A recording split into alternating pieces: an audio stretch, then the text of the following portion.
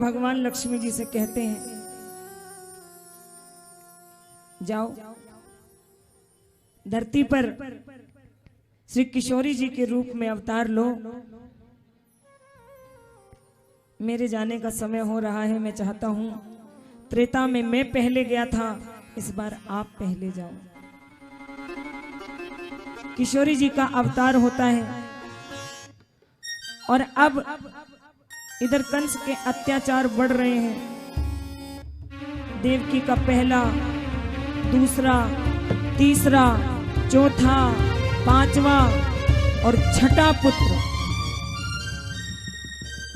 6 पुत्रों को मारने के बाद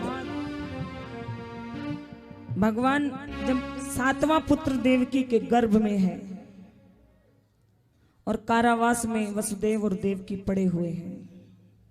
आइए दोनों सुंदर हाथ उठा करके कहिए, भक्त वत्सल भगवान की जय हो, भक्त वत्सल भगवान की जय हो। कभी कभी भगवान के दरबार में बैठे बैठे भी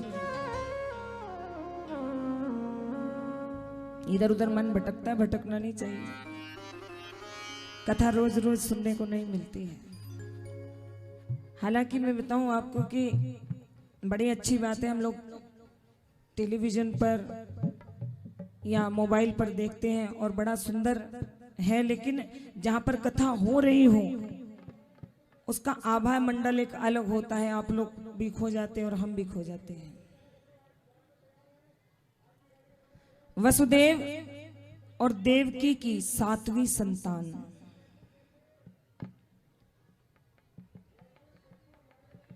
भगवान क्या किया,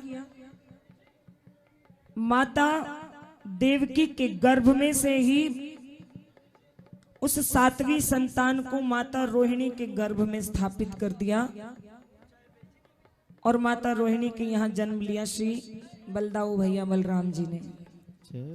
अवतार लेने से पहले भगवान क्या क्या कर रहे हैं देखो, किधर उधर, इधर का उधर, उधर का इधर, इधर उधर सब। जब कंस पहुंचा वसुदेव और देवकी के पास, वसुदेव कहां है तुम्हारी 7वीं संतान? वसुदेव हाथ जोड़ करके कहने लगे, महाराज मैं नहीं जानता, न देवकी को पता है न मुझे पता है।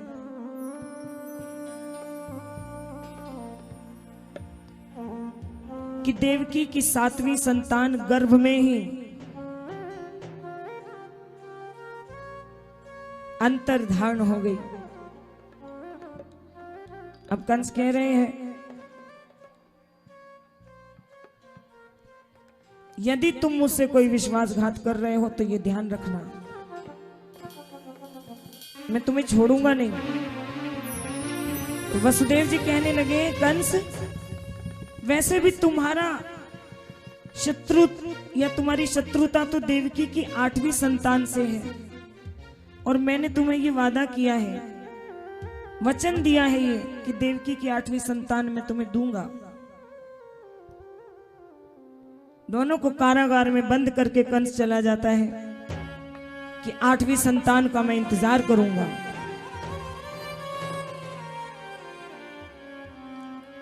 अब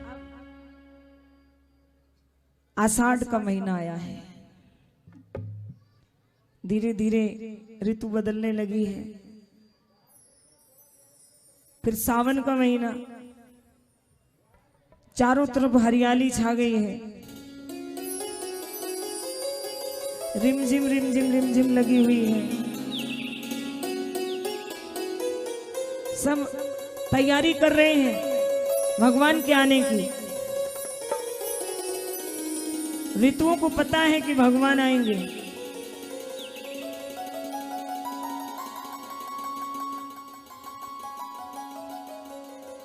जब राम जी प्रकट हुए थे तो रात्रि ने बड़ा रोष किया कि भगवान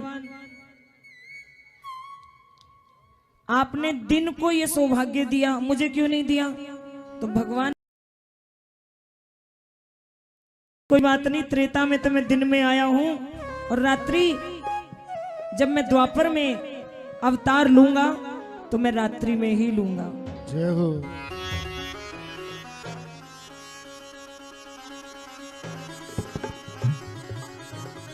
और राम जी ने जब अवतार लिया था तो शुक्ल पक्ष था, तो कृष्ण पक्ष नाराज हो गया। तो भगवान ने कहा तुम क्यों नाराज हो रहे हो,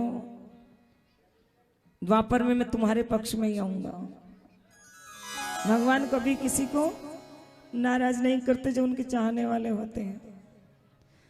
तो कृष्ण पक्ष की भादों की अष्टमी अब सवेरे से ही, आज सवेरे आपने देखा जो आज हुआ वो उस दिन भी हुआ। सवेरे से ही ढोल नगाड़े हम क्या बजाएंगे, बादलों ने बजाने शुरू कर दिए ढोल नगाड़े।